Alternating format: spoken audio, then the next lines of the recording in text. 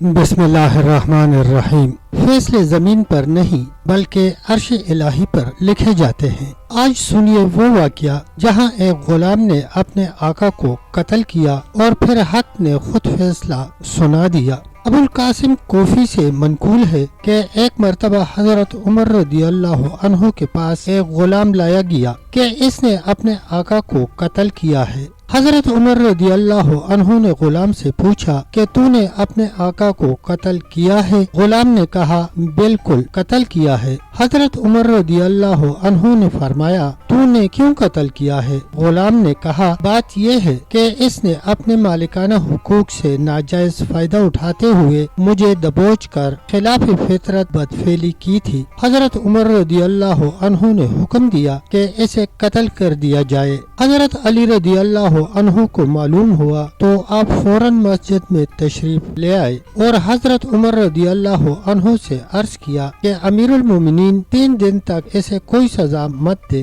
اسے زندان میں ڈال دے اور اس کے دعویٰ کی تصدیق ضروری ہے۔ حضرت عمر رضی اللہ عنہ نے فرمایا جب وہ خود اقرار کر رہا ہے تو پھر تصدیق کاہے کی؟ حضرت علی رضی اللہ عنہ نے عرض کیا اس کے آقا پر الزام کی تصدیق ضروری ہے۔ حضرت عمر رضی اللہ عنہ نے فرمایا میت سے کیسے الزام کی تصدیق ہوگی جبکہ وہ دفن ہو چکی ہے؟ حضرت علی رضی اللہ عنہ نے آقا کے ورثاء سے پوچھا تم نے مقتول کو کب دفن کیا؟ انہوں نے جواب دیا ابھی اس کے دفن سے فارغ ہو کر قاتل کو دربار میں لائے ہیں۔ آپ رضی اللہ عنہ نے فرمایا اگر اس کا الزام درست ثابت ہوا تو کیا تم اسے مقتول کے عوض قتل کرو گے؟ حضرت عمر رضی اللہ عنہ نے فرمایا اگر الزام درست ثابت ہو جائے تو کیا یہ قاتل نہیں رہے گا؟ آپ رضی اللہ عنہ نے عرض کیا اسلام کسی مسلمان کو اس بات کی اجازت نہیں دیتا۔ حضرت علی رضی اللہ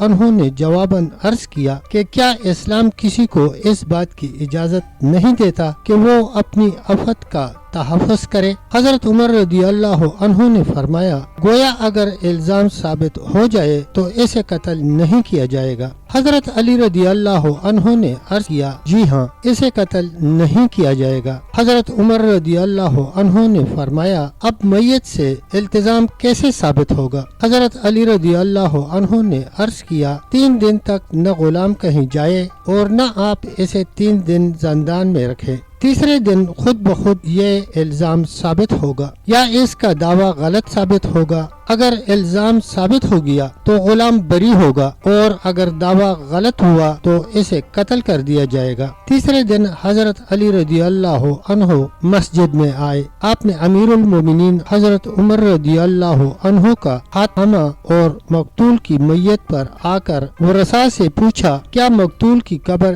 یہی ہے؟ انہوں نے عرض کیا جی ہاں یہی قبر ہے۔ آپ نے فرمایا ذرا قبر کھودو۔ لوگوں نے قبر کھودی، جب لحد تک پہنچ گئی تو آپ کو آگاہ کیا گیا۔ آپ رضی اللہ عنہ نے فرمایا میت کو قبر سے باہر نکالو۔ انہوں نے قبر میں دیکھا تو انہیں کچھ بھی نظر نہ آیا، میت وہاں موجود نہیں تھی۔ آپ رضی اللہ عنہ کو بتایا گیا کہ قبر میں کچھ بھی نہیں ہے۔ آپ رضی اللہ عنہ نے بآواز بلند 3 مرتبہ اللہ اکبر کہا اور فرمایا میں نے نہ کبھی جھوٹ بولا ہے اور نہ کبھی جھٹلایا گیا ہوں۔ میں نے اپنے آقا و مولا نبی اکرم صلی اللہ علیہ وسلم سے سنا ہے، وہ فرماتے تھے میری امت میں سے جو بھی قوم لوط کا عمل کرے گا اور اسی حالت میں مر جائے گا اسے قوم لوط جیسے عذاب سے میری امت ہونے کی بدولت مرنے کے 3 دن بعد تک مہلت ہوگی۔ مرنے کے تیسرے دن وہ اپنی قبر میں نہیں رہے گا،